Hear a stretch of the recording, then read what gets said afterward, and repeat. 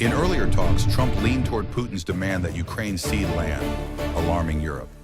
But after meeting Zelensky, he flipped, insisting only two leaders face-to-face can decide. True to style, Trump thrives on one-on-one theatrics. When he and Putin clasped hands, cameras exploded.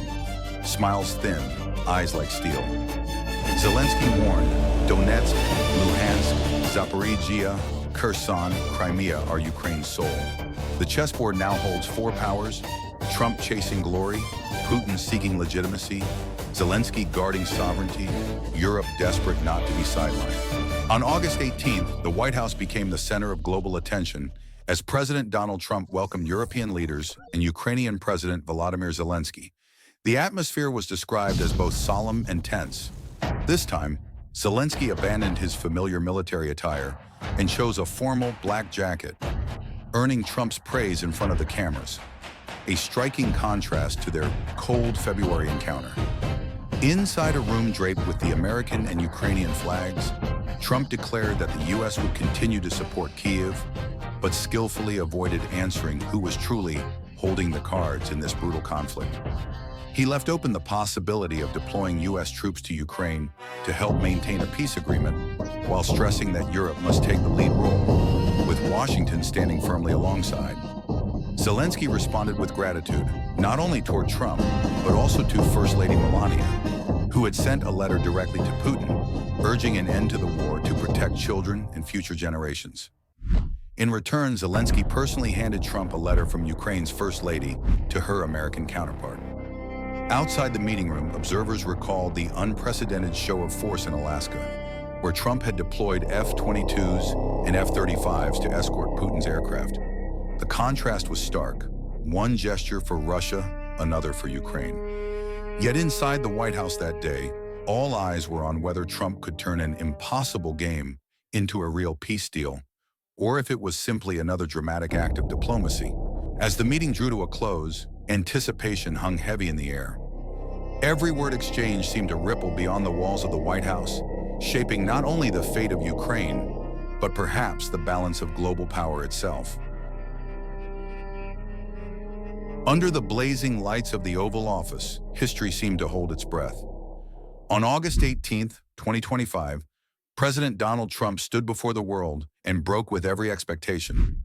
With words sharp as thunder, he declared that the United States would not stand aside, but would help guarantee Ukraine's security. What had long been dismissed as impossible suddenly became reality, shaking the foundations of diplomacy in Washington, Moscow, and across all of Europe. Trump did not speak in vague promises. He laid it out. America would assist, but Europe must carry the weight of the first defense line. Across the Atlantic, leaders reacted with a mix of relief and disbelief. Ursula von der Leyen called the idea of NATO-style security guarantees a breakthrough. Emmanuel Macron's voice carried deeper urgency. When we talk about security guarantees, we are talking about the safety of the entire European continent. These were not abstract words. They were a recognition that the fate of Ukraine now meant the fate of Europe itself. In the middle of tense discussions, Trump stunned his audience again. He picked up the phone and spoke directly with Vladimir Putin for 40 long minutes. Out of that call came the idea of a triangular summit: Trump, Putin, and Zelensky face-to-face.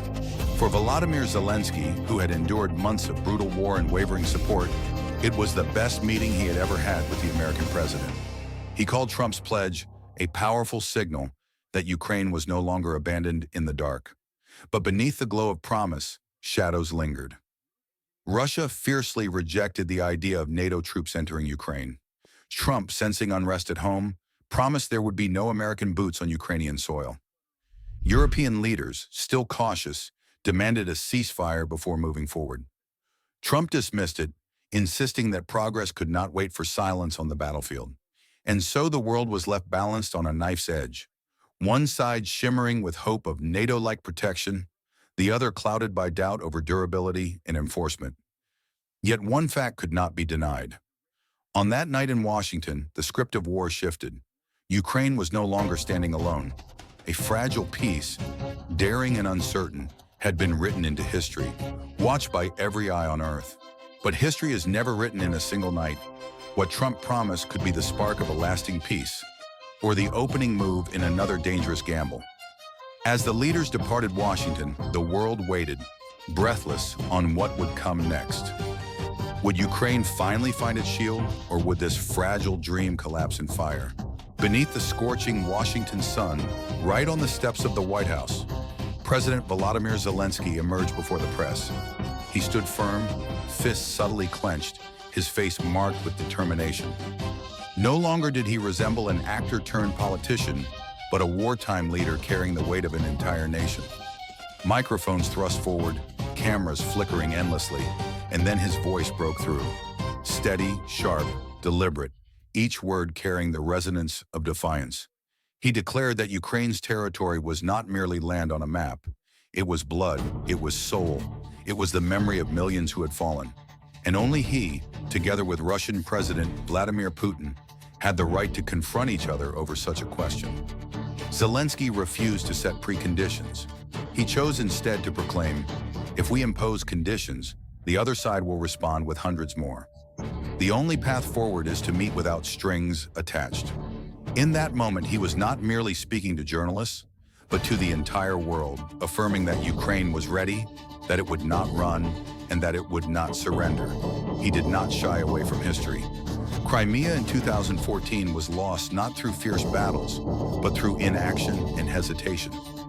In 2022, swaths of southern and central Ukraine fell not solely because of Russian military power, but because of Ukraine's own lack of preparation. Zelensky wielded those bitter failures as proof. It cannot simply be said that they won because they were stronger. There were deeper truths behind it. The words cut into painful memory, yet also opened a door. History could be rewritten, provided Ukraine refused to repeat its past mistakes.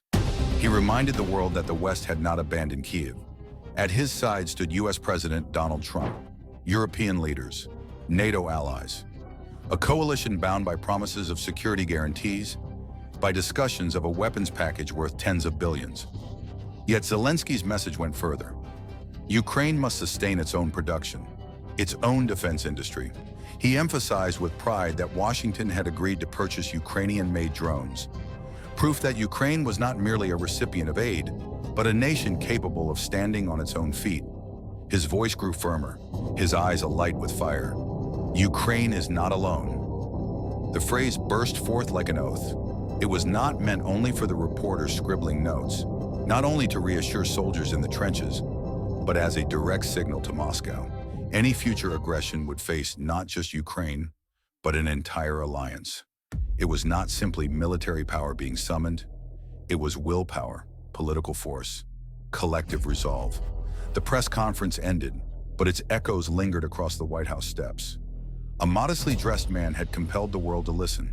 He did not shout nor tremble. He stood unwavering, like a warrior. For Zelensky, war was not fought only with weapons, but with every word, every stare, every press briefing.